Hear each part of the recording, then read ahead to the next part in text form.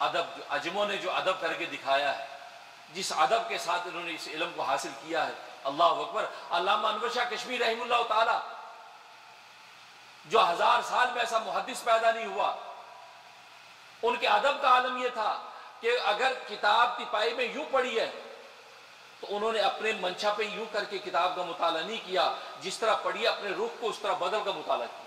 فرمایا کہ میں اس کو یوں سیدھا کرنا کتاب کی بے ادبی سمجھتا تھا، لہذا تپائی پر جس رخ پر کتاب پڑھی ہے میں اپنے رخ کو بدلتا تھا، کتاب کو نہیں بدلتا تھا۔ ایسے نہیں علامہ انور شاہ کشمیری بن گئے، ادب کا عالم۔ اور فرمایا کہ میں نے قرآن و حدیث تو دور کی بات ہے، فرمایا منطق اور فلسفے کا کہ رسالہ وہ بھی کبھی بے وضو مطالعہ نہیں کیا۔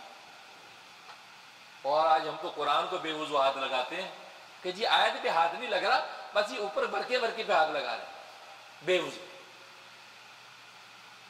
اس برکے پہ ہاتھ لگا رہے، آیت پہ تو نہیں لگا۔ اللہ اکبر۔ وہاں حالت یہ ہے کہ منطق کا رسالہ بے وضو پڑھنے کو تیار نہیں ہے، تبھی تو اللہ نے ان کو زبدۃ المحدثین بنایا، اور عرب کے بڑے بڑے محدثین نے ان کو شیخ انور کہہ کے عظمت کا سلام کیا۔ تو علامہ انور شاہ کشمیری رحمہ اللہ تعالیٰ فرماتے ہیں، ان کے شاگرد تھے ترجمان السنہ کے مصنف مولانا بدر اعظم میرٹھی رحمہ اللہ تعالیٰ، ان کے شاگرد و خادم تھے۔ اور مولانا بدر اعظم میرٹھی رحمہ اللہ تعالیٰ میرے والد صاحب محدث الاثر حضرت مولانا مفتی نیاز محمد ختنی قدس سرہ کے استاد ہیں۔ تو والد صاحب کو مولانا بدر اعظم میرٹھی نے یہ بات سنائی کہ علامہ انور شاہ کشمیری رحمہ اللہ تعالیٰ روزانہ بخاری شریف کے 500 صفحے مطالعہ کرتے تھے، 500 صفحے روز مطالعہ کرتے، اور کیسے اکڑو بیٹھتے تھے، گھٹنے اٹھا کے اکڑو بیٹھتے تھے۔ فرمایا میں رات میں ان کو یہ قہوہ بنا گرین ٹی بنا کے دیتا رہتا، وہ پیتے رہتے اور مطالعہ کرتے رہتے، 500 صفحے روزانہ مطالعہ کرتے۔ اور فرماتے کہ بدر اعظم جس دن مطالعہ نہ کروں تو اگلے دن طلبہ میں جا کے سبق نہیں پڑھایا جاتا، جس کا علم حفظ ہو اس کا یاد ہے۔ اور آج ہم تو بغیر مطالعے علم جھاڑ رہے ہیں۔ آج آپ ٹی وی میں وی سی آر میں دیکھ رہے ہیں بڑے بڑے اینکر بڑے بڑے علامہ بن کے بغیر مطالعے کے علم جھاڑ رہے ہیں، اور وہاں اتنا بڑا محدث کہہ رہا ہے کہ ایک دن مطالعہ نہ کرو تو سبق نہیں پڑھایا جاتا۔ کیا مطلب؟ یہ طلبہ سے انصاف کر رہے ہیں، اس لیے کہ علم کی اوپر کی منازل دیکھ کر نیچے کی منازل کو جہالت سمجھ رہے ہیں، روز مطالعہ ہو رہا ہے۔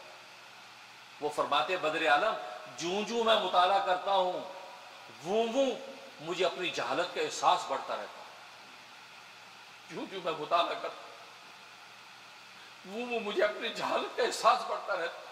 کیا لوگ تھے جن کے علوم معارف کا عالم یہ ہے کہ آسمان کے فرشتے ان کے علم کو عظمت کا سلام کریں، وہ یہ کہتے ہیں کہ میں جیسے جیسے مطالعہ کرتا ہوں یہ احساس بڑھتا رہتا ہے، انور شاہ تو اب تک جاہل ہے، انور شاہ تو اب تک جاہل ہے، تجھے تو کچھ آتا ہی نہیں۔ یہ لوگ ہیں، یہ وہ لوگ ہیں جو اس کائنات کے بقا کا ذریعہ ہیں۔ ہم اور آپ کیا ہیں؟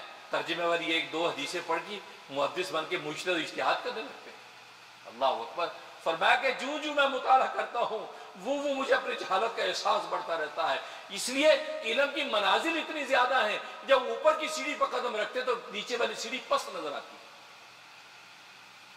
اس لیے فرمایا اہدنا الصراط المستقیم، کہ اہدنا ہدایت مانگتے رہو، کیونکہ مرتے دم تک ہدایت کی منزلیں ختم ہونے والی نہیں ہیں، ہدایت کی منزلیں روز بروز آگے سے آگے بڑھ رہی ہیں۔